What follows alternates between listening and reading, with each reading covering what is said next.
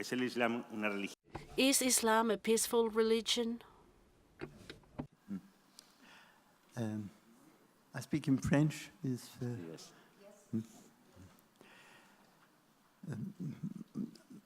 Si vous voulez davantage de renseignements, j'ai fait un petit... If you want to have more information, I wrote a book. I wrote a book in French who is entitled Violence and Non-Violence. Violence and not violence in Quran and Islam. And what it is very important is to be able to differentiate very clearly in all religions. There's violence. There can be violence in all religions. Religions can be used for violence, but the difference between Christianity and Islam is that we will never find not a single versicle of violence on the New Testament. We can find, and in fact we do so in the Old Testament, violent passages. But it is not what's driving our lives, but in the New Testament, we have anti-violent passages. We are having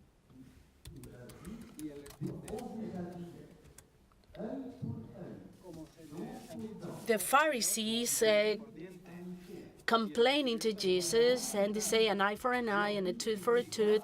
And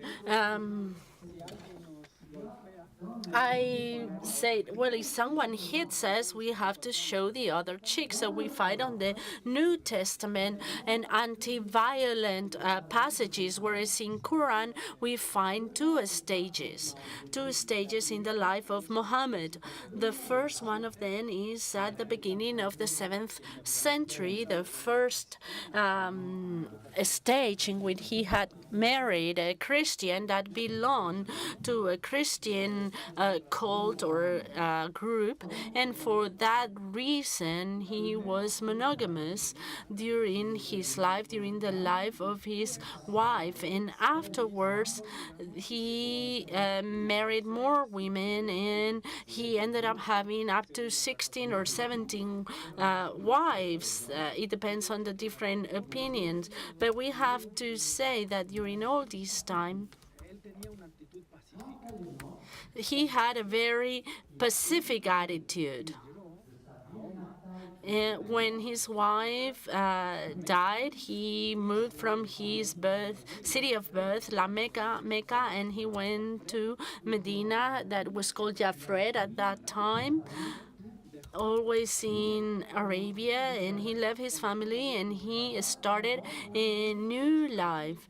And it is there where he found three Jewish tribes, and he got in contact with Christians as well. He was trying to understand a little bit more Judaism and Christianity, and he took everything that was useful to him about God and the prophets, etc., and told the Jews,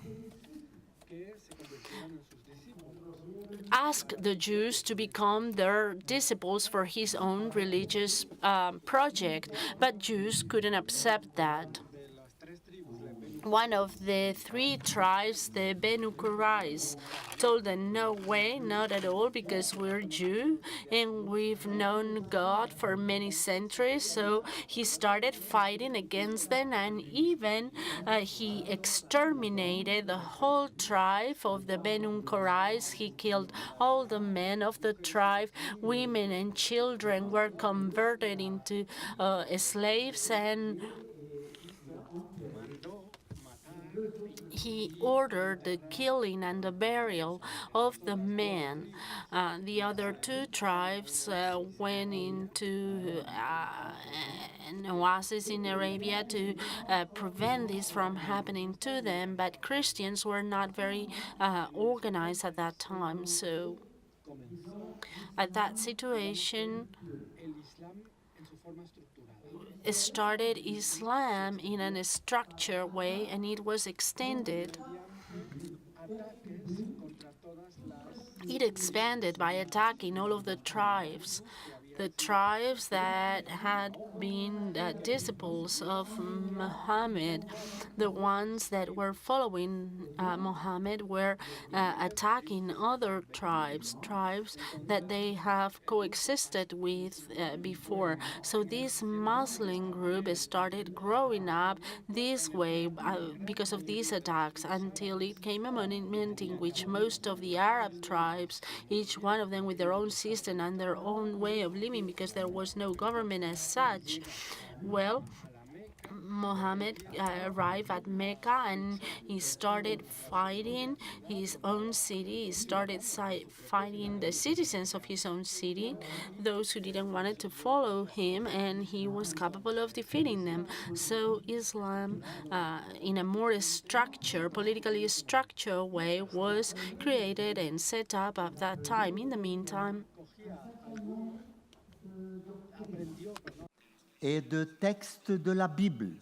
He learned from Jews and Christians some doctrines, and he learned some text from the Bible, from the Old Testament and the New Testament.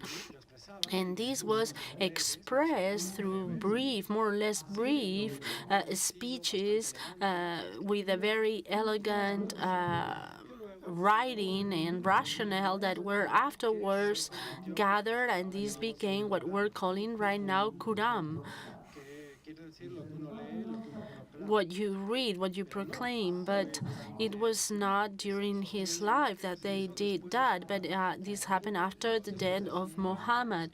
After the death of Muhammad, the caliphs, the Khalifa, the caliphs, they were saying what we have to do is to gather all the sayings of the prophets, all the teachings of the prophet, and they compiled this information. They met 10 people who knew by heart the speeches given by Muhammad because they were not using paper at the time. They were not writing. They only got paper in Arab on the 9th century.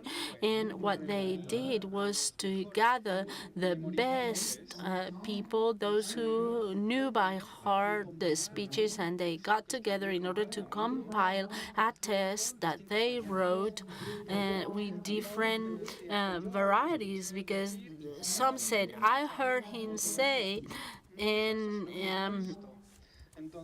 the other one said, no, he didn't say that. He said these other things. So there are different versions of the Quran. As the same thing happens with the Bible. And then they wrote the Quran with 112 chapters.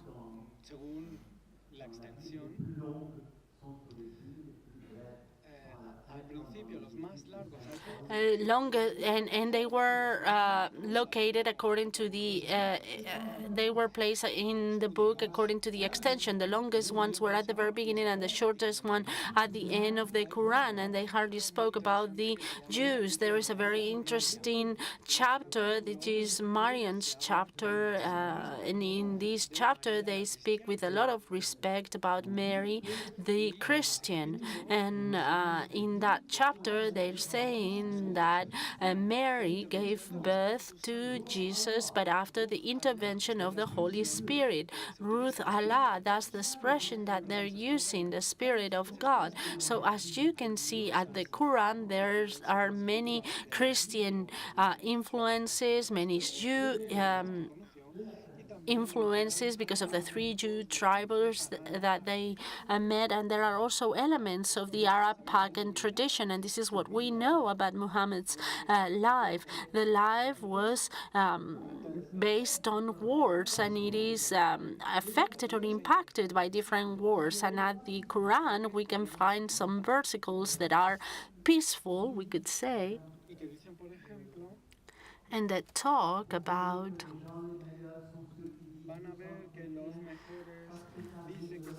how the best ones said to be Christian because amongst them we're having prophets, etc. But with regards to the same topic, you're going to find a large amount of verses that says that you have to kill them where you find them. Do you not let them run away? So in these verses are less peaceful than the others. So we have all kinds of texts within the Quran, some peaceful one and some very warlike, and these ones belong to the second period, which is the most developed period. The most belligerent texts are for the second period, and good Muslims need to choose. He get a verse and he apply it. If it's a more peaceful one or a more belligerent one, they are inciting to go into war, and that's why they always quote that verse. But if that Muslim is a moderate Muslim, he might be able to quote a more pacifist verse. When the director of the University Al-Ahmed, the most famous Islamic university in the world, met the Pope, and in fact, he's met the Pope for the third time this week. And when they meet, the dean at this university talks about the more pacific verses of the Quran, the one that talks about Mary, etc. But Pope Francis, who could be considered more ignorant in the sense, he can say that Islam is a very peaceful religion. But when you give him a good explanation, and I was lucky enough as to talk for 40 minutes with Pope Francis about this topic, he listens to what you have to say, but he doesn't change his mind, which could be useful for dialogue, but it can be surprising for those Christians who are well aware of what Islam says and who say Islam is not as the Pope portrays it. And with this, what I mean to do is to show you how Islam works. If the Pope was here with us, he will probably be giving us a very peaceful speech in favor of coexistence. Or if Muslims were here and they wanted to talk about peace, they will quote pacific or peaceful verses. Whereas if they want to be more belligerent, they create or set up Boko Haram. What happens with Islam is that many people is following the hard line.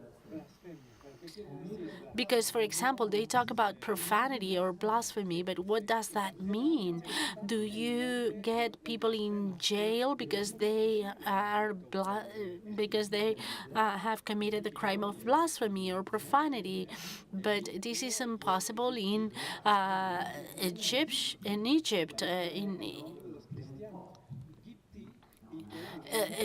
Egyptian is a French name, Gipti, and that are the Coptic people, but the real Christians came from Greece when Islam came in there, and now there are millions. So depending on the country, in Lebanon or in Syria, we're not saying what can be said in other countries. So to go back to your question and try to give you a brief answer with regards to violence in Islam, and the question was if violence is part of Islam, the answer is yes or no, depending on their needs and depending on how they want to use it. This is a tactical issue.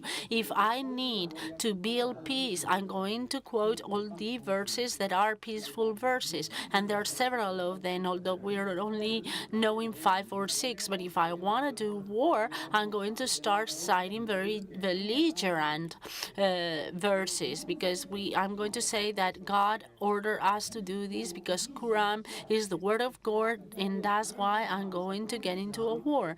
And up until 10th century in Islam, there was a debate between two factions, two sectors. was Quran created or not? If it is created, it is the text of Muhammad and it is a human text. But if we say that Quran is not being created, it is the work of God, and only Muhammad was the one registering the words of God. And in centuries 12 and 13, and even before that, well, we can now say that Quran is Mayed Hatluk, non-created, and therefore is divine, and therefore we cannot change a bit.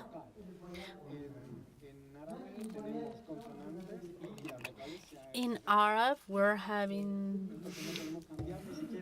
consonants and vowels, but we cannot even change it a bit, and we can become fanatics very easily when we only follow the belligerent verses and when we want to. But it is also true that we can find open-minded people ready to dialogue, and this is the big problem of Islam, the ambiguity that comes from the life of Muhammad himself, that it's perpetuated until our days. So there can be violence against other Muslim people. They can be violent against other Muslims, especially those who convert and start professing Islam. Don't they have freedom of religion in Muslim countries? Isn't it possible for them to convert? We've heard some news here on Eastern and Western countries, about these situation in which people who want to convert to Christianity, and they do not do it because of fearing their own people. Alors, c'est une double question. This is a double question.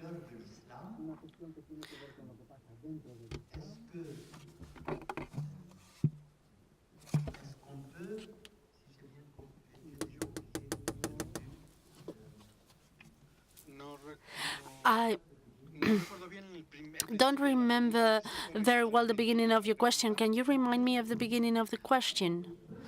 Oh, no, I do remember it now. Okay, hold on. In Islam, we can have these current wars, and for the last year and a half, I've been suffering a problem with my memory, and every day I need to take 2 pills that are totally useless in reality. I forget very fast of the things that I have to say, but I keep on taking the pills because I am very obedient. You have to obey your doctors as you would your superiors. So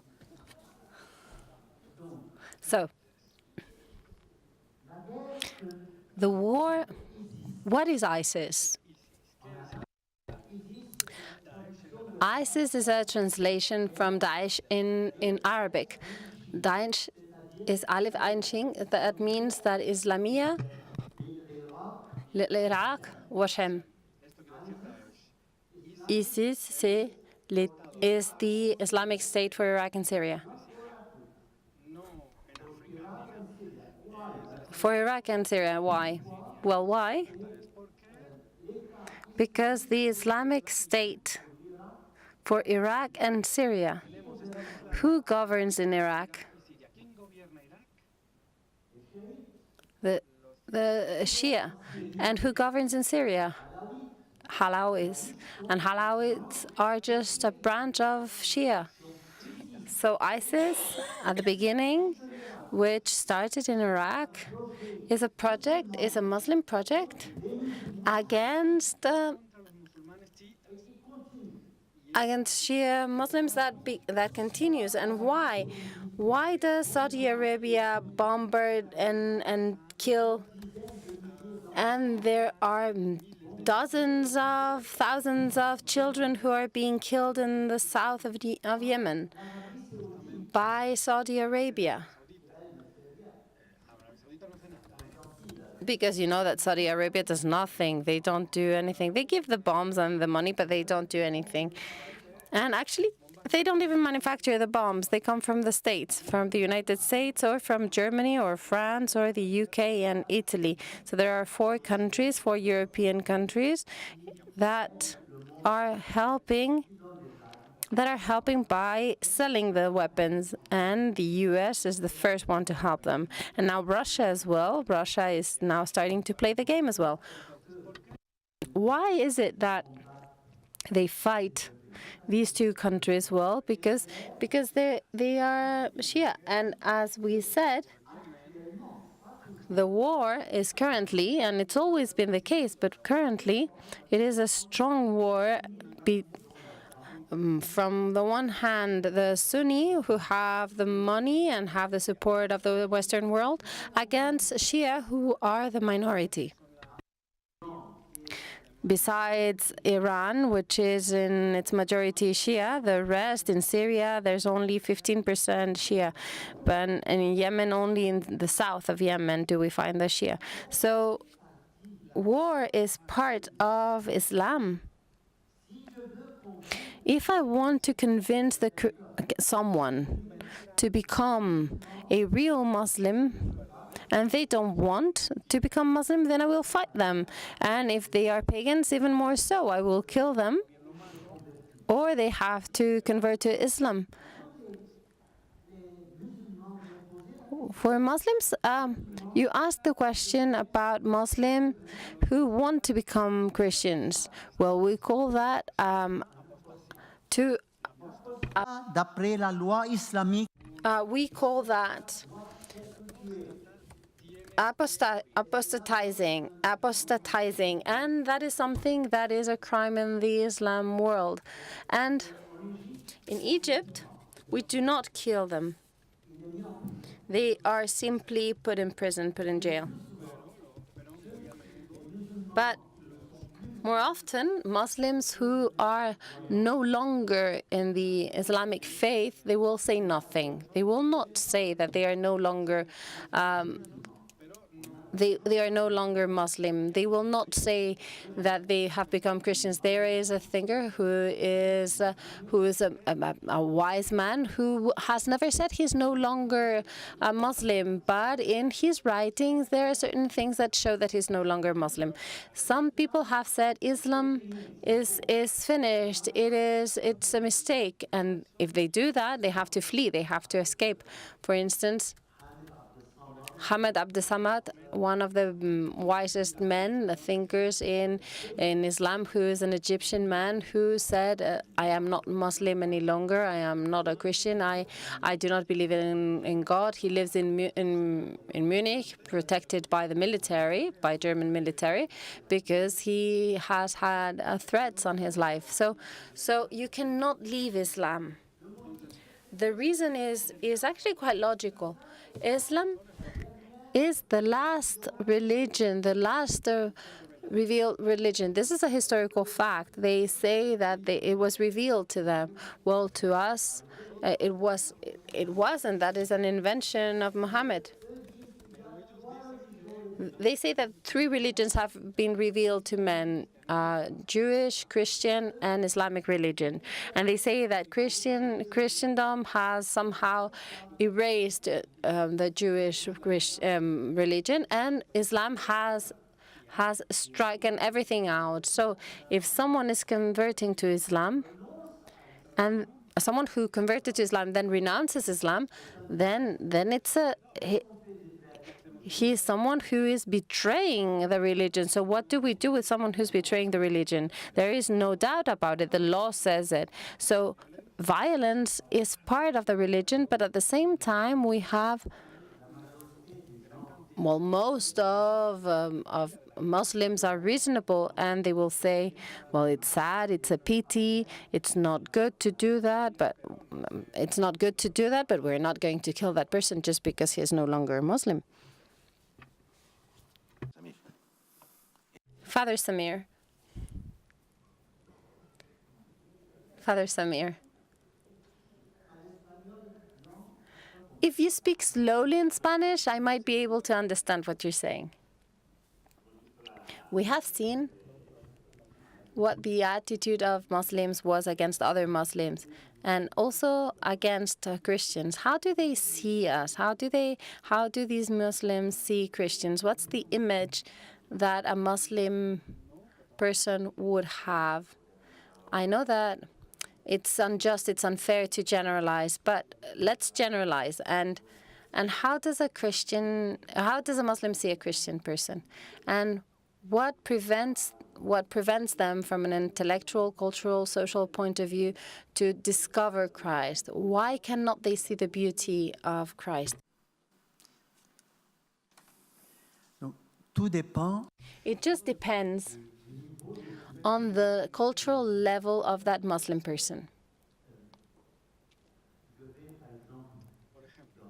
For instance, in Cairo, the Jesuit school where I live is made up of 55% Muslims and 45% Christians. And it is a school that is Jesuit, and it has daily mass, and Muslims also have, during their religion courses, they have their own imam who will come and teach them the Quran or Islam to Muslim people. When I was younger, because I am now 81 years old, but when I was a student, the whole higher class in Egypt, even if they were Muslim, the higher classes were sympathizers with the Christian community. Nowadays, things have changed. C'est toujours plus radical. So now they have radicalized themselves. But we are going to find, as it has been said, but it's much more discreet in Pakistan, we will also find people who are open. So the attitude, what's the attitude of Muslim people with regards to Christians? Well, as the Quran says, they need to be respected because they believe in God. Now, the problem is that the Quran, when it speaks about the Christians and their faith, there are not many verses that speak about Christians, but there is a very clear verse in the Quran that says, that he's speaking Arabic. So don't keep on talking about it. Stop doing it. And when I talk to them, I say, when do we say three? And they say, you believe in three gods. That's what the Quran says. But where have you seen that? Are you ignorant? What does our belief says? It says our credo. Creo en un Dios. I believe in one God.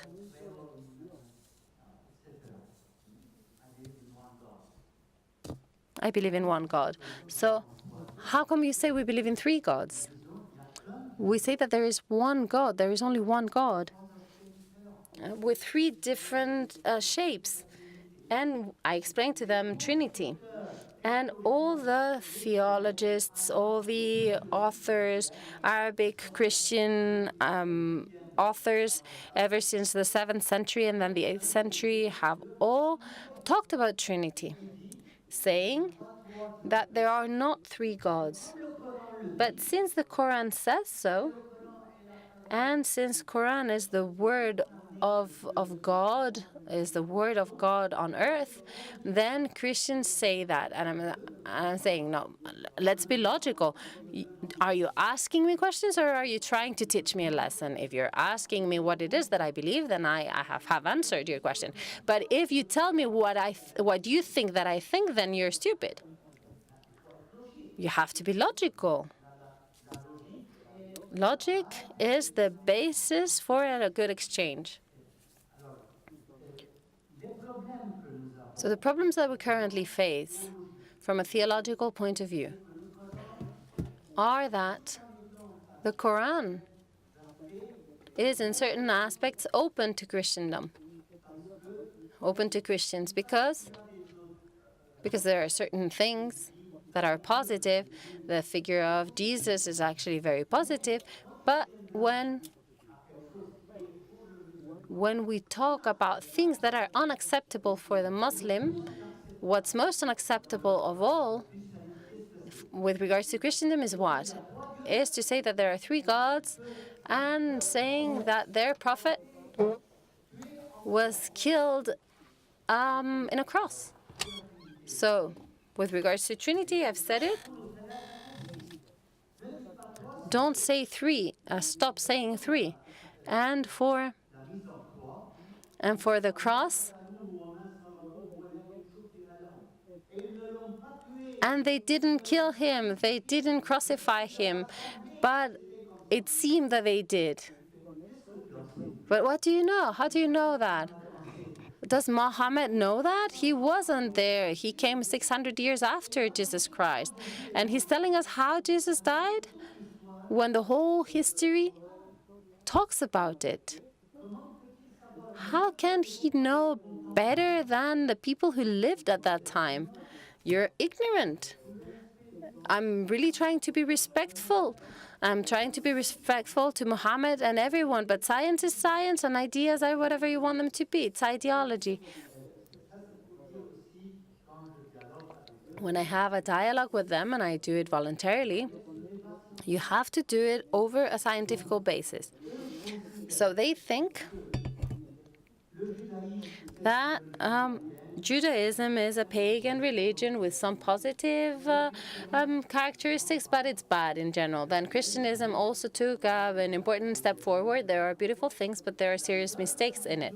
And the only religion that is acceptable by God is Islam, which is the last religion, the last revealed religion. And to us, it's not the last one because there have been many other religions after the Muslim, and the first authors during over a century, during 3 centuries, I'd even say even until the 10th century, we had a part of Muslims who said it's revealed and another part who said no, it's not revealed. So it's just to say that Islam is filled with contradictions, but they are incapable of reasoning in a logical way and of discussing with non-Muslims with arguments that are not necessarily arguments that are taken from the Quran. I cannot talk against the Quran on the basis of the gospel. I can say the gospel says this, the Quran says that, but I cannot say what you say is wrong because the gospel says this. It's even worse. Well, that's what I wanted to say. Father Samir. Unfortunately, we have to stop, but I would like to end with 2 questions. I think they're very short questions. So, how could we, the brief question is, what would you, well, after what you have just said, what would you tell to those people who said that Christians and Muslims worship the same God? And the last question, to conclude, is how can we help from the Western world Christians who live in areas where the majority are Muslim? So the first one.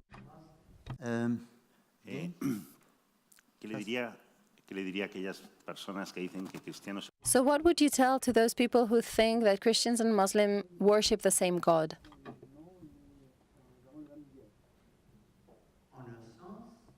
Well, we could say, well, everyone agrees that there is just one God. Okay. So what I put under the concept of God is different to what you put under that concept of God. Actually, the fact of saying that there is Trinity in God is a problem for them. But especially if I wonder, what are the characteristics of this God? Well, then, in that case, we're completely different. The definition that Christ gives us of God is what? What's the definition that Christ gives us of God? God is love. God is Father. That is unthinkable in the Quran. In the Quran, you will not find that. God is the ever so powerful and the one who crushes. You find sentences like that in the Quran. God is the one who punishes. So he is the sovereign, as you would find a king or an earthly king. It's just it. It's just the image of Muhammad, because Muhammad killed whomever he wished to kill, and he freed whomever he wished to free. The idea under the name God is completely different. We have two completely different visions of what God is. With Judaism, I wouldn't say that. It's not the same thing. Christendom and Judaism are different. Yahweh and Theos or God are different, but there are some elements, some links between them. I could say that the Old Testament does not say that God is love, but I can find signs of God's love for its people, etc. But Judaism is still a people, and the rest are not loved by God. Christianity is completely different. It is completely different to any other religion. There is no limit in its love or in the people that it is willing to protect. God is the God for all men. He's the Father of all men. He is just love. He's just beauty, etc. So that is with regards to God's definition. Do we all believe in the same God? No. Do we use the same name? But what we consider to be God is completely different. And the other question? Very briefly, how can we help, we in the Western world, those Christians who live in areas where the majority of citizens are Muslim? That's the question of the attitude of Christians who live as a minority in a Muslim country. Well, first of all, whether they are Muslim, Christians, pagans, whomever they are, Christians only have one attitude: they love. Every human being that I find is my brother in principle. They are. Now, this brother can be nice, not very nice, or can be violent and evil, but that person will be my brother. That's how I feel it, because that's what the gospel says. In some countries, the others are violent. What we have seen, what we understand, what we have lived through, for instance, the experiences in Nigeria, certain categories like Boko Haram and others, is unhuman. That is just inhuman and unacceptable for any human being who has at least a bit of heart in them. But that is Boko Haram, which represents the Islamic line, the hard Islamic line. It does not represent all of Islam, but it is an aspect of Islam that exists. And the same thing can be said about Pakistan. When I read and hear about Pakistan, the attitude, how we in prison for any reason, how we treat Pakistanis because of any reason, because they said a word when they saw a Muslim go by, or that's what they say. And I was asking this morning our father what was the situation for Asia Bibi. Are they going to kill her? What are they going to do? It's already been 9 years since we started. I've written lots of petitions with others, and it's just a political matter. They can't free her. They don't want to kill her. So Islam can have a double aspect. An aspect which is a calm aspect. Not very peaceful, but calm. And the more cultivated, educated layer who has followed a Western line will always be open in general.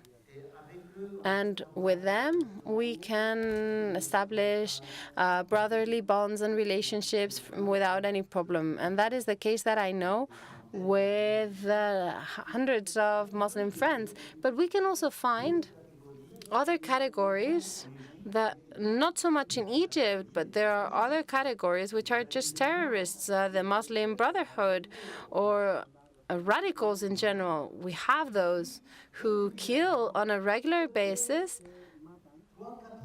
3-4 times a year, and there is an attack in a church. For instance, in Armenia, there was a group of 10 people who didn't have a church because they were forbidden from building one, and they were praying at home, and they came and killed them. So that can happen. It is something that happens, but it is exceptional. Also because Sisi, our president, wants to protect Christians. He has built the biggest cathedral in the Middle East, in the new capital in Cairo, which is 80 kilometers away from Cairo. And we have seen the church he has built for those 21 people who have been killed, those Libyan martyrs. So the government is showing some gestures in favor of Christendom to respond against the violence. So what is the Muslims' attitude? We cannot say that we could find anything, because in Quran we have everything. That's the big problem, really. As we say in French and dialect, as you want, you choose. As you want, you choose. You choose this or that. You can either follow the authentic Quran, the recent one, which is radical, or you can choose other verses that show that those who are closer to us are the ones who say that they are Christians. That is another verse in the Quran. So it is quite friendly, but that is the first period. I can choose that and I can adopt it. So it's the ambiguity of Quran. So what is our attitude? Well, we don't have any other attitude. We have just one attitude, which is to love, to help. Even if they insult me, I will say, may God forgive you. And, I understand you were nervous that day, but we can talk about it. So there is no other solution for us but that of love, of fraternity. And it's not because I'm weaker than you are. It's not because I am just kneeling in front of them. No, I'm not. I'm not kneeling in front of anyone. Not anyone. I have to dialogue with everyone, and with everyone depending on their capacity, what they can understand. And I will always tell them, by giving them examples, what it is that we can do. And we can always have a dialogue. I am completely convinced that we can almost always have a dialogue. And if we can't, then we'll say, well, follow your road and I'll follow mine. May God come with you. And if we can, we will try and advance together. That is how I see the situation. OK. Eh bien, merci pour votre patience. Thank you. Thank you very much. Muchísimas gracias, Samir.